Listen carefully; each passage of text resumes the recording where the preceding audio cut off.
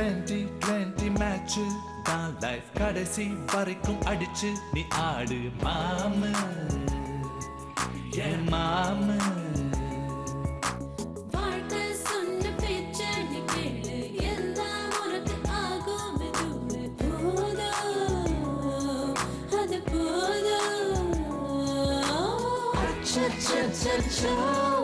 ஏதேதோ ஆயாச்சோ அட 5 நிமிஷத்தில் இருந்த இன்பமும் மறந்து போயாச்சோ.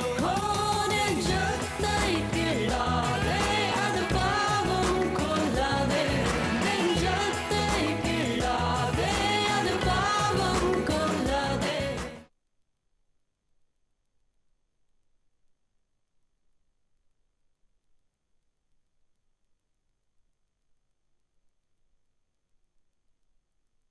எவ்ரி மந்த் 10th அன்னைக்கு இன்ட்ரெஸ்ட் கட்டிடணுமா? அது மட்டும் கந்து வட்டிக்காரன் டோல்ல சொல்றான் மேம். இன்ஃபேக்ட் என்னோட லோன் இன்ஸ்டால்மெண்ட் 2 monthsல முடிய போகுது. அது முடிஞ்ச உடனே ஃப்ரெஷ்ஷா அப்ளை பண்ணி நான் உங்களுக்கு கொடுத்துறேன். நானும் இங்க வந்ததுல இருந்து பாத்துட்டு இருக்கேன்.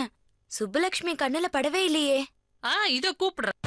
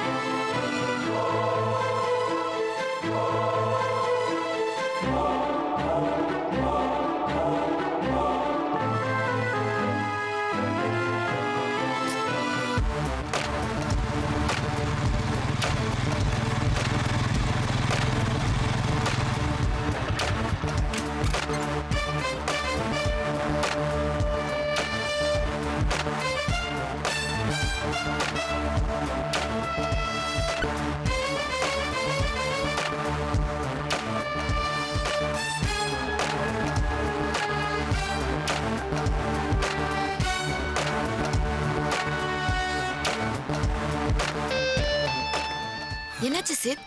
எதுக்கு அவசர அவசரமா வர்ற? போன்ல வேற பதட்டமா பேசிட்டு வச்சிட்ட. திரும்ப ட்ரை பண்ணா எடுக்கவே இல்ல. ஒன்னதான் கேக்குறேன், எதுக்காக திரும்பி திரும்பி பாத்துட்டு இருக்க? சொல்லு. யாருன்னே தெரியல காவியா. டைரக்டர் வீட்ல இருந்து கிளம்பி அந்த மெயின் ரோட் சிக்னல் வரைக்கும் வந்தேன். அங்கேருந்து 4 பேர் என்ன ஃபாலோ பண்ணிட்டு வந்தாங்க. பார்க்க ரவுடி மாதிரி இருந்தாங்க. என்னை பார்த்து கை காமிச்சு என்னென்னமோ பேசிட்டு இருந்தாங்க. நான் எங்க திரும்பினாலும் என்ன ஃபாலோ பண்ணாங்க. சட்டுன்னு போலீஸ் ஸ்டேஷன் உள்ள போயிட்டு அட்ரஸ் விசாரிக்கிற மாதிரி விசாரிச்சேன். வண்டியை கொஞ்சம் தூரம் தள்ளிட்டு வந்து ஒரு சந்துக்குள்ள பூந்து வேகமா வந்துட்டேன். டிராஃபிக் ஹெவியா இருந்ததுனால நல்ல வேலை அவங்க என்ன பார்க்கல. ஒரு சிக்னல்ல ஆல்மோஸ்ட் ரொம்ப க்ளோஸா எட்டி பிடிக்கிற அளவுக்கு வந்துட்டானுங்க. சட்டுன்னு சிக்னல் நிக்காம வந்துட்டேன். போலீஸ்காரன் வேற ஓடி வந்து லட்டிலேயே அடிச்சான். நல்ல வேலை என் மேல படல. டென்ஷன்ல என்ன பண்றதுனே தெரியல. போலீஸ் ஸ்டேஷன்ல திரும்ப போய் கம்ப்ளைண்ட் பண்றதா இல்ல யாரா இருக்கும்னு யோசிக்கிறதா ஒண்ணுமே புரியல. அதான் உனக்கு ஃபோன் பண்ணி அவசரமா இங்க வர சொன்னேன். இதுக்காக தான் இவ்ளோ அவசரமா வர சொன்னியா? என்ன நீ, நான் இவ்வளவு சீரியஸான விஷயம் பேசிட்டு இருக்கேன். நீ என்னடானா கேஷுவலா அவ்வளவுதானான்னு கேக்குற? மாட்டி இருந்தா அவ்வளவுதான். ஏய், ஒன்னும் ஆயிருக்காது. உன்னை நிக்க வச்சு கொஞ்சம் கெட்ட வார்த்தையில திட்டிட்டு வார்ன் பண்ணிட்டு போயிருப்பாங்க. ஏய், என்ன நீ ஏதோ நீயே ஆல் செட் பண்ணி அம்சா மாதிரி பேசுற? நான் பண்ணல, எங்க அப்பா பண்ணிருப்பாரு. உங்க அப்பாவா? அதுக்கே இவ்ளோ சீரியஸ் ஆகுற? அப்பாவே தான்.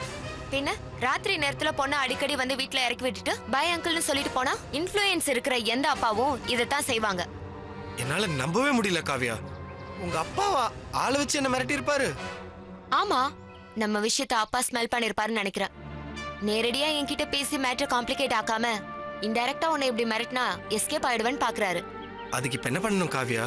ஏய், நீ நிஜமாவே கதையெல்லாம் எழுதுவியா இல்ல காப்பி கேட் தானா? நீ இந்த மாதிரி 100 சிச்சுவேஷனை யோசிக்க வேண்டாம். ஏய், நான் சீரியஸா பேசிட்டு இருக்கேன். நானும் சீரியஸா தான் சொல்றேன். அப்பா இந்த விஷயத்தை இன்டைரக்டா டீல் பண்றதால நாம இந்த விஷயத்தை அப்பா கிட்ட நேரடியா பேச வேண்டியதுதான். அவரோட ரியாக்ஷனுக்கு அப்புறம் என்ன பண்றதுன்னு பார்க்கலாம். காவியா, என்ன? அது வந்து சொல்லி தொலை. உங்க அப்பா லைசென்ஸ் ரிவால்வர் வச்சிருக்காரா? வச்சிருக்காரு. உனக்காக தான் வெயிட்டிங்.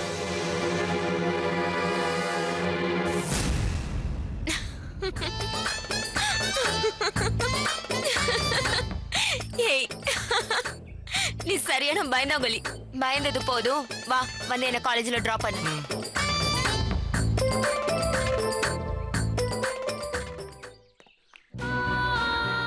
உன் வீட்ல இருக்கிறவங்களுக்கு பெரியவங்க கிட்ட கொஞ்சம் கூட மரியாதை கிடையாது போல இருக்கு. உன் அண்ணன் மனசுல என்ன நினைச்சிட்டு இருக்கான்? நல்ல குடும்பம் நினைச்சு உங்க குடும்பத்துல பொண்ணு எடுத்து ஏமாந்து போயிட்டோம். வாழ வந்த வீட்ல பெரியவங்க பேசினா எழுத்து பேசக்கூடாது, மரியாதையா இருக்கணும்னு எல்லாம் தெரிஞ்ச உன் அண்ணன் உனக்கு சொல்லி தரலையா?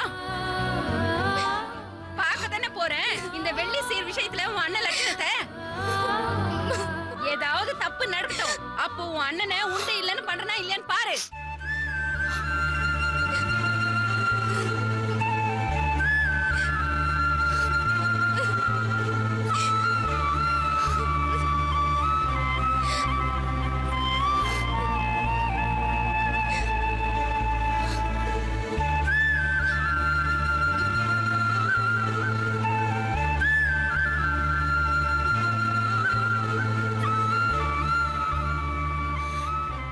வேணாம், ஆபீஸ் டைம்ல அண்ணன் கிட்ட இத சொல்லி அவரை கஷ்டப்படுத்த வேண்டாம். இப்ப பேசினா என்னால அழுகையை கட்டுப்படுத்த முடியாம போயிடும். அண்ணன் மனசும் கஷ்டப்படும். நம்ம மனசு சரியானதுக்கு அப்புறம் ஈவினிங் வீட்டுக்கு வந்த அப்புறம் பேசிக்கலாம்.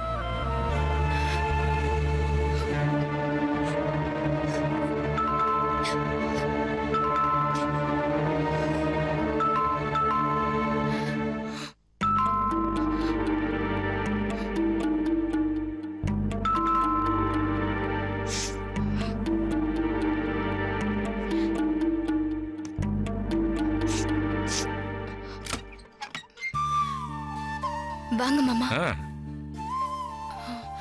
மாமா சாரி மாமா, அத்தை ஹால்ல தான் இருந்தாங்க. அவங்க கதவை திறப்பாங்கன்னு நினைச்சேன். மன்னிச்சிருங்க மாமா, லேட் ஆயிடுச்சு. என்னம்மா இந்த சின்ன விஷயத்துக்கு போய் இவ்வளவு டென்ஷன் ஆற? சாரி எல்லாம் கேக்குற? காலிங் பில் அடிச்ச உடனே ஓடி வந்து கதவை திறக்கணும்னு எதிர்பார்க்கறதெல்லாம் தப்புமா. உள்ள நீ ஏதாவது வேலையா இருக்கலாம், இல்ல ரெஸ்ட் எடுத்துட்டு கூட இருக்கலாம்.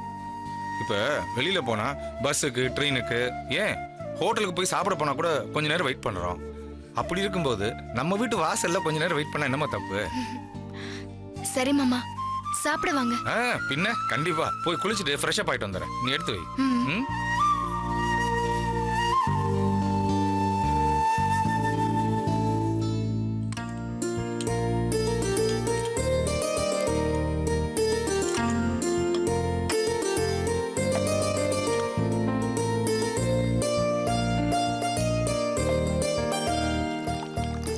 உங்க அத்தை ரூம்ல ரெஸ்ட் எடுத்துக்கிட்டு இருக்கான்னு நினைச்சேன். எங்கம்மா உங்க அத்தை? ஏதாவது சொல்லிட்டு போனாளா? என்னம்மா உங்ககிட்ட ஒன்னும் சொல்லிட்டு போலையா? இதே நீ உன் புருஷன் வெளியில போனா எங்க போறீங்க, என்ன பண்ண போறீங்க, எப்போ திரும்பி வருவீங்கன்னா இப்படி எல்லாத்தையும் ரிப்போர்ட் பண்ணணும்னு எதிர்பார்க்கறவ இப்ப அந்த ரூலை அவளே பிரேக் பண்ணிட்டு போயிருக்கா பாத்தியா? வெளியில போறப்ப பெரியவங்க கிட்ட சொல்லிட்டு போகணுன்றது எதுக்காக? நாளைக்கே ஏதாவது அன்யூஷுவலா நடந்தா ஈஸியா தெரிஞ்சுக்கலாம்ல, அதுக்காக தான். இத்தனை வயசாயும் அதை போய் மரியாதைன்னு நினைக்கிறாளே தவிர அதோட உண்மையான அர்த்தத்தை இன்னும் புரிஞ்சுக்காம இருக்க பாத்தியா?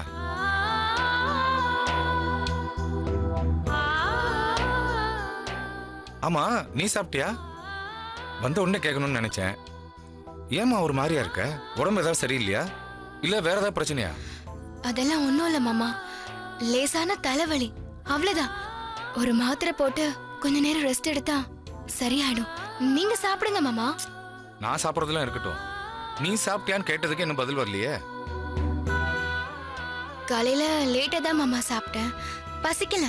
நான் பாத்துக்கிறேன், நீங்க சாப்பிடுங்க மாமா.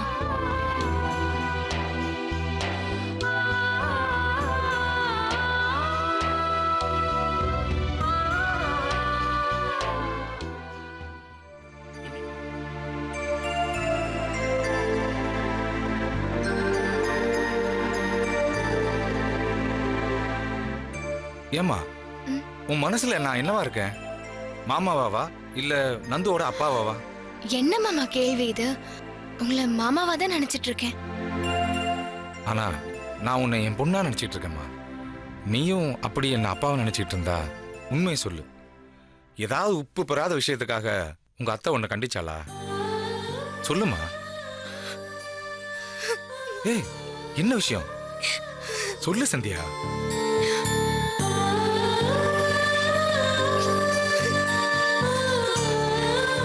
வெள்ளி சீர் சடங்கு விஷயத்த அத்தை பிருந்தாக்கா வந்தப்போ அண்ணன் கிட்ட சொல்ல சொல்லி ஞாபகப்படுத்தினாங்க. அக்கா கண்டிப்பா அண்ணன் கிட்ட இந்த விஷயத்த சொல்லிருப்பாங்க. ஆனா அத்தை அதை புரிஞ்சுக்காம இத பிருந்தா சொன்னதுமே பெரியவங்க கிட்ட மதிப்பும் மரியாதையும் இருந்திருந்தா உங்க அண்ணன் எனக்கு ஒரு ஃபோன் பண்ணிருக்க வேண்டாமா? என்ன பண்ணணும்னு கேட்டிருக்க வேண்டாமா? ச்சே, நல்ல குடும்பம்னு நினைச்சு ஏமாந்துட்டேன்னு சத்தம் போட்டாங்க மாமா. அதுக்கப்புறம் உங்க அக்காக்கும் வெள்ளி சீர் பத்தி தெரியல. ஆம்பளை உங்க அண்ணனுக்கு என்ன தெரியும்? ஏதாவது தப்பாச்சுன்னா உங்க அண்ணனை உண்டே இல்லைன்னு பண்ணிடுவேன்னு அண்ணனை பத்தி தப்பு தப்பா பேசுனாங்க. என்ன பத்தி என்ன வேணாலும் பேசுங்க, எங்க அண்ணனை பத்தி பேசாதீங்கன்னு சொன்னதும் என்ன பெரியவங்களே எதிர்த்து பேசுறியான்னு அதுக்கும் எங்க அண்ணனை தப்பா பேசி என் அண்ணனை பத்தி இவங்களுக்கு என்ன தெரியும்? மாமா, எங்க அண்ணன் தனக்காக எதுவுமே பண்ணிக்க மாட்டாரு, ஆசைப்பட மாட்டாரு. எங்களுக்காக மட்டும்தான் பார்த்து பார்த்து பண்ணுவாரு. அப்படிப்பட்டவரை வாய்க்கு வந்தபடி பேசினா என்னால தாங்க முடியல மாமா.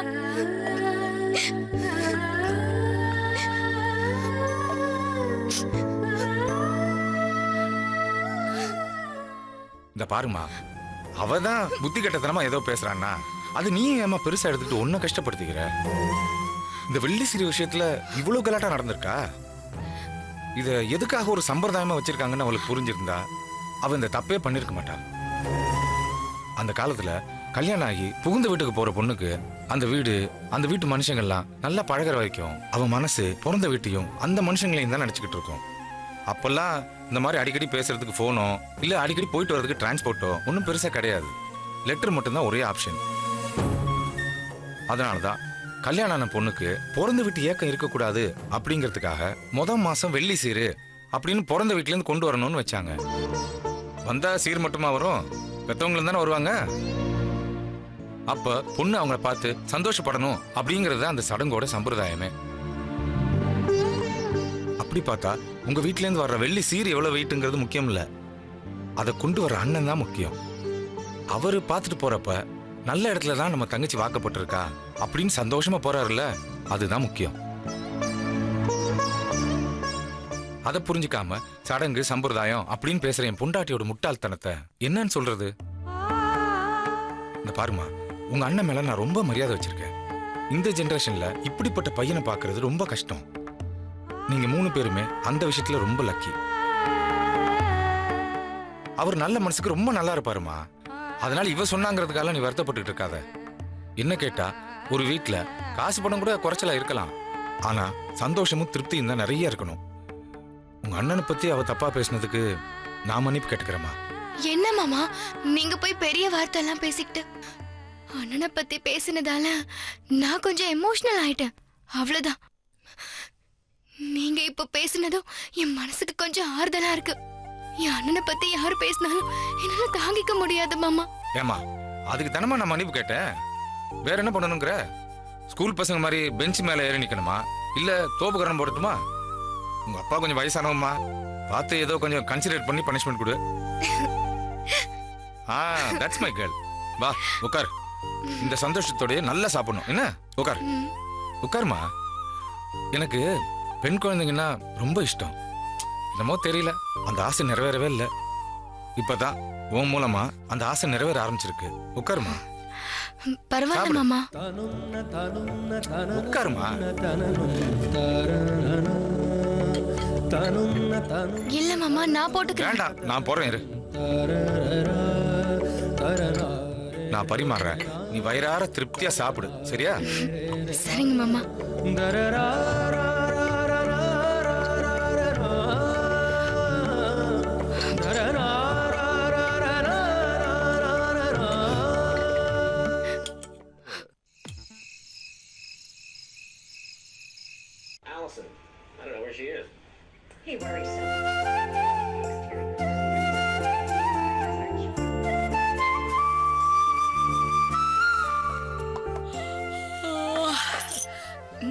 ஏன் தான் இப்படி பண்றாரோ? எனக்கு தூக்கமா வருது.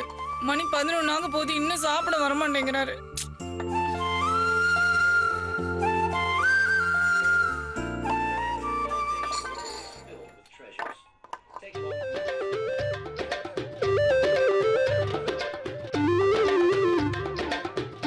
என்னாச்சு இவருக்கு?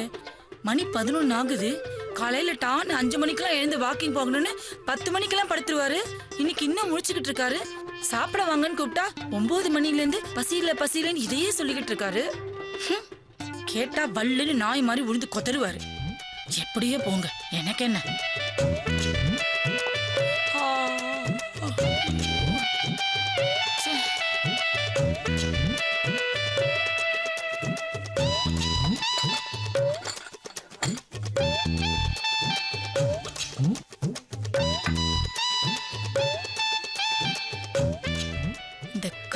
எங்க போனான்னே தெரியலையே. ஊர்ல இந்த மாதிரி வயசு பொண்ணுங்க இந்த நேரத்துல வீட்டுக்கு வர முடியுமா? வந்து காலை கையை ஒடிச்சிடுவாங்க. இவரை கேட்டா நீ எல்லாம் பட்டிக்காடு, உனக்கு ஒன்னும் தெரியாதுன்னு என் வாயை அடைச்சிடுவாரு. இந்த பொண்ணுக்கு சுதந்திரம் கொடுக்கறேன்னு சொல்லி சின்ன வயசுல இருந்து இவரு தான் அவளுக்கு செல்லம் கொடுத்தாரு. இதுதான் சுதந்திரம்னு அவளும் இஷ்டத்துக்கு கண்ட நேரத்துக்கு வரா. இவராச்சு அவர் பொண்ணாச்சு, எனக்கு என்ன வந்தது? அப்பா சே.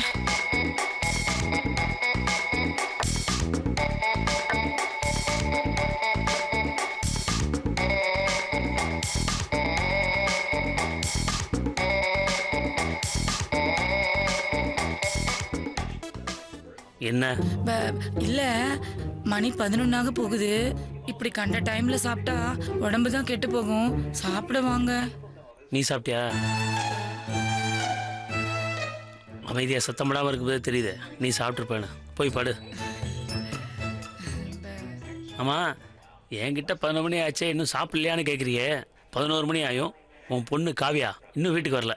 அதை பத்தி கொஞ்சம் கூட அக்கறை இல்லையா? இத பாருங்க, என்ன கடுப்பேத்தி என் வாயை கலராதீங்க. நான் ஆத்திரப்பட்டு அக்கறைப்பட்டு மட்டும் என்ன நடந்துற போது? உங்க பொண்ணு எதுக்கு எடுத்தாலும் பொய் சொல்லுவா.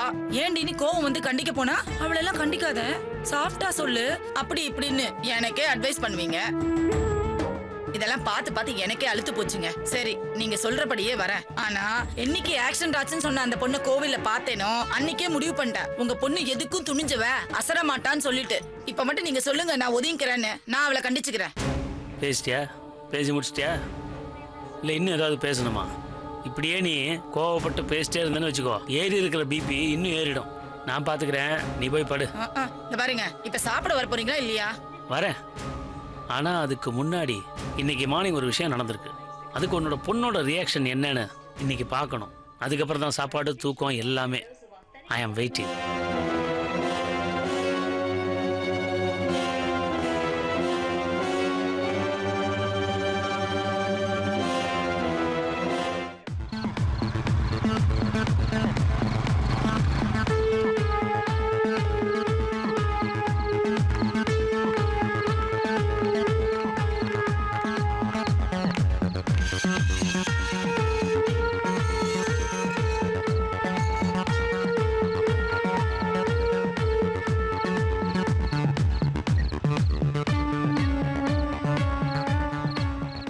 காவியா, பயமா இருக்கா? பயமா? எனக்கா? No chance. சின்ன சின்ன விஷயத்துக்கு பயப்படுறதுக்கு நான் என்ன சித்தார்த்தா? ஐ அம் காவியா. யாருக்கும் பயப்பட மாட்டேன். என்ன லுக்கு விடுற?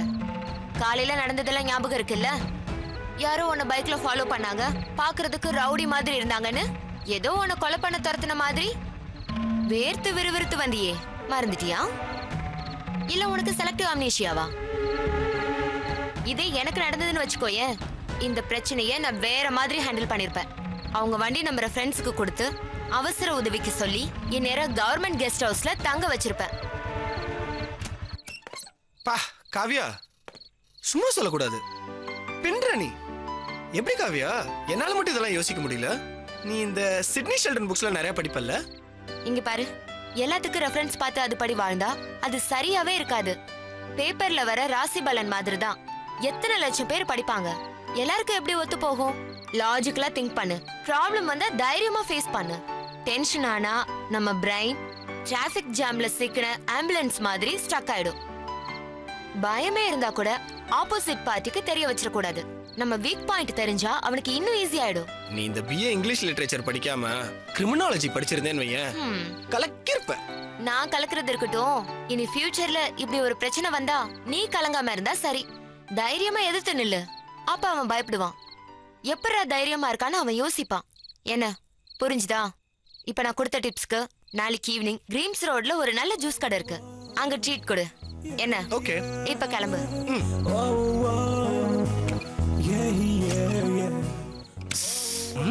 சித்தார்த், இன்னைக்கு மட்டும் ஏன் எதுக்குன்னு காரணம் கேட்டு அறுக்காம நல்ல பையனா என்ன நினைச்சுக்கிட்டு ஸ்விஸ்ல வாக் போற மாதிரி கொஞ்ச தூரம் பைக்கை தள்ளிட்டே போய் ஸ்டார்ட் பண்ணு.